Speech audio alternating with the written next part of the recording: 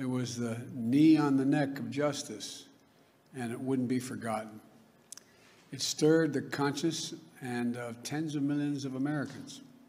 And in my view, it marked a turning point in this country's attitude toward racial justice.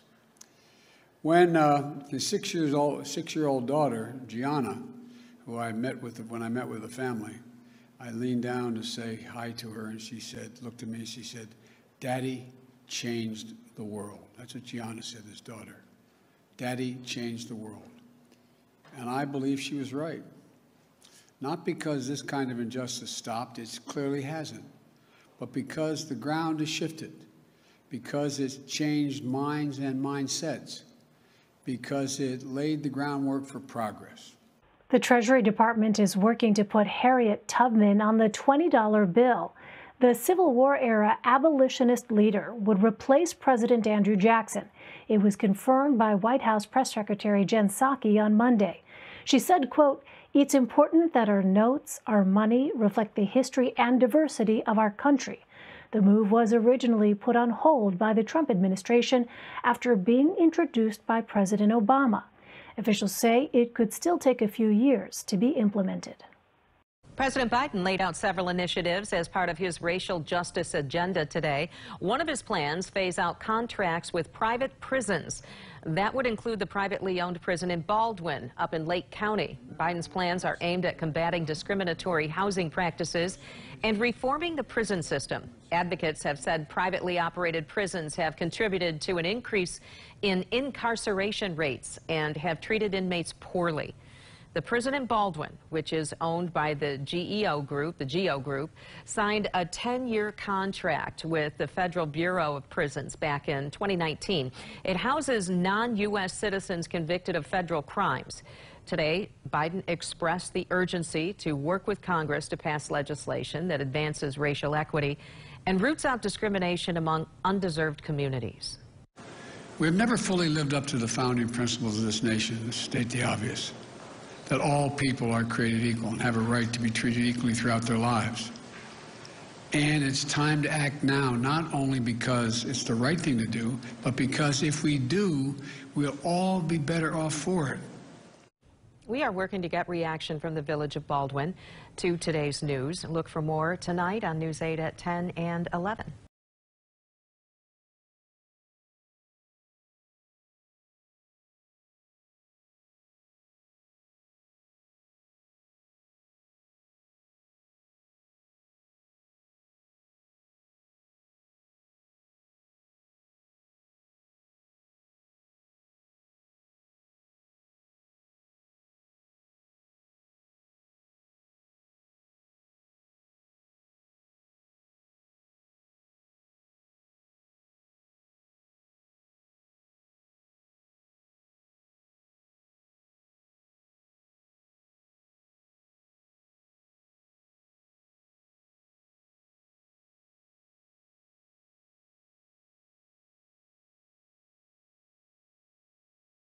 We already have a nigger mayor. We don't need any more nigger big shots. I learned a lot, and I learned that and Corn Pop was a bad dude. I think the two-party system is good for the South and good for the Negro, good for the black in the South. Other than the fact that they still call me boy, I think they've changed their mind a little bit. If Haiti just quietly sunk into the Caribbean or rose up 300 feet, it wouldn't matter a whole lot. Is it because blacks are involved in Haiti? It was old media that got him in trouble. Personal comments he made about another White House hopeful, Senator Barack Obama. I mean, you got the first sort of mainstream African American who is articulate and bright and clean and a nice-looking guy. I mean, that's a storybook, man. Yeah. He's going to let the big banks once again write their own rules. Unchain Wall Street. They're going to put you all back in chains. We have this notion that somehow if you're poor, you cannot do it. Poor kids are just as bright and just as talented as white kids. It's a long way until November. We got more questions. You got more questions, but I tell you, if you have a problem figuring out whether you're for me or Trump, then you ain't black. It don't have nothing to do with Trump. It has to do with the fact I want something for my community. I would love to see. Take a look at my record, man. I have a record that is second to none. The NAACP has endorsed me every time I've run.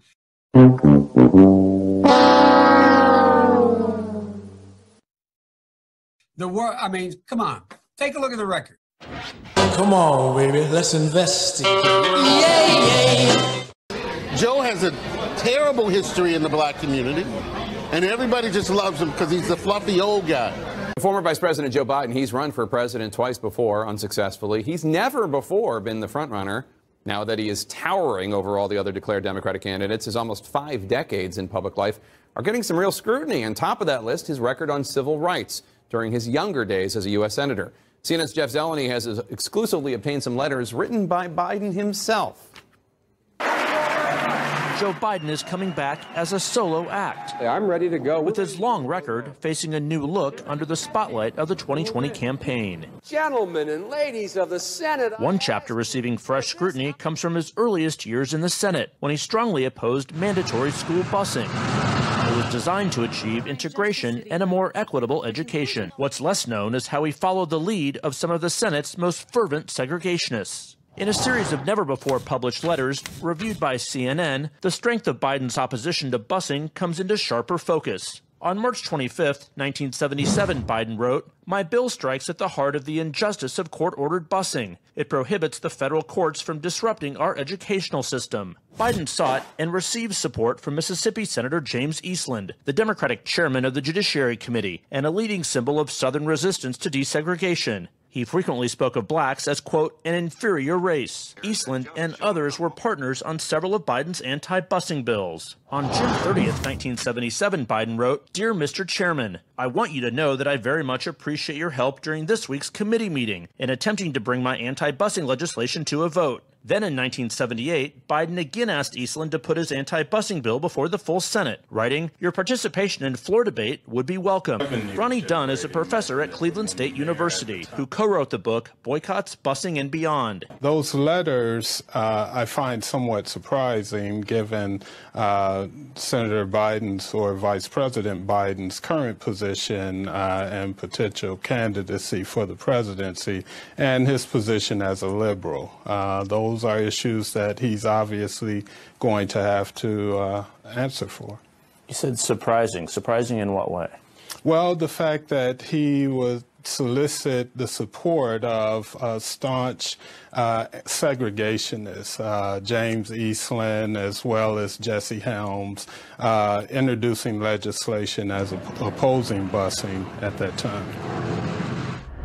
Now to the race for 2020 this morning and new backlash against former Vice President Joe Biden. He's refusing to apologize as he faces growing criticism over comments he made about being able to work with others in Washington. But his examples were segregationist senators 40 years ago. Apologize for what? Refusing to apologize for touting his ability to find common ground with senators he disagreed with, even segregationists. Biden is facing sharp criticism. At a fundraiser Tuesday, Biden describing Senator Herman Talmadge of Georgia as one of the meanest guys I ever knew, but adding, well, guess what? At least there was some civility. We got things done. And recalling Senator James Eastland of Mississippi, Biden said, he never called me boy. He always called me son. Biden's 2020 rival, Senator Cory Booker, demanding an apology. Somebody running for president of the United States, somebody running to be the leader of our party, should know that using the word boy in the way he did can cause hurt and pain. Vice President Biden shouldn't need this lesson. Now, Biden actually took it a step further, saying that it was Senator Cory Booker who owes him the apology. Cory should apologize.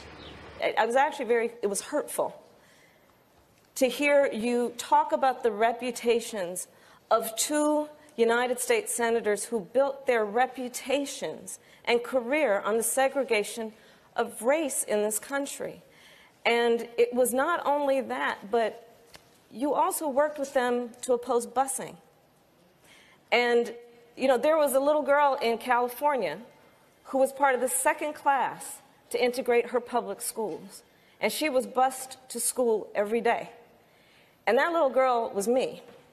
To coddle the reputations of segregationists, of people who, if they had their way, I would literally not be standing here as a member of the United States Senate, is, I think, it's misinformed and it's wrong.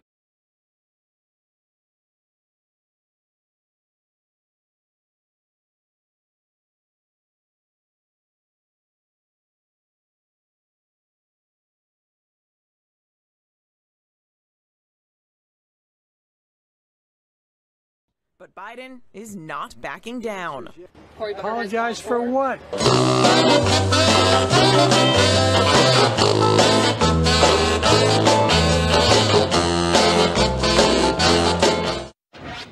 I like the idea they keep in jail longer. I'm the guy that wrote the bill requiring federal judges to keep people in jail 100% of the time for which they're sentenced. It doesn't matter whether or not they're the victims of society. The end result is they're about to knock my mother on the head with a lead pipe, shoot my sister, beat up my wife, take on my sons. So I don't want to ask, what made them do this? They must be taken off the street. Increase the penalties. Increase them. I would put the son of a gun in jail. Put them to death. From the crack epidemic of the 80s to the crime wave of the 90s to the post-9/11 war on terror, throughout his career, Biden has represented the Democratic Party consensus, shifting his views to fit whatever best serves his own political career. Over his 44 years in the Senate and then as vice president, Biden was a leading architect of today's criminal justice system, which contributed to mass incarceration and the police misconduct that protesters are fighting back against today. Biden crime bill, the Biden crime bill. The Biden crime bill. Hell, we've had crime bills coming out our ears. Every major crime bill since 1976, every minor crime bill has had the name of the Democratic senator from the state of Delaware, Joe Biden. You got a gun, you commit a felony, 10 years. We already have it 5 years. Minimum mandatory. Judge can't say, you know, you had it in your pocket, you never intended to use it, we're only going to give you 1 year. Judge has to say 5 years. Well, he wants to make it 10 or 20 or 60. We can work that out. He wanted to remove judicial discretion for those who, quote, don't meet the middle-class criteria of susceptibility to rehabilitation. They are beyond the pale, many of those people. They literally have not been socialized. They are in jail. Away from my mother, your husband, our families. The Biden-Thurmond Violent Crime Control Act of 1991 would have increased the maximum sentence for 44 crimes to include the death penalty. A wag in the newspaper recently wrote, Biden has made it a death penalty offense for everything but jaywalking. I'm going to make it for 46 crimes. Biden says make it for 51. We're going to get tough. Then he presented the final version of the legislation. 60 new death penalties, brand new, 60. There are 70 additional enhancements of penalties, i.e., you go to jail longer. After his disastrous 1987 presidential campaign, Biden had staged his political comeback, in part by becoming a media darling on issues of policing and crime, and he led the fight to pass the landmark 1994 crime bill under Bill Clinton. When I wrote the original bill that started this whole process, the so-called Biden crime bill, I didn't call a liberal confab and write it. I didn't call any big society people and write it. I called the cops. A Democratic president wants 100,000 cops. A Democratic president wants to build 125,000 new prison cells. That's the secret. That somehow the Republicans tried to make the crime bill tougher.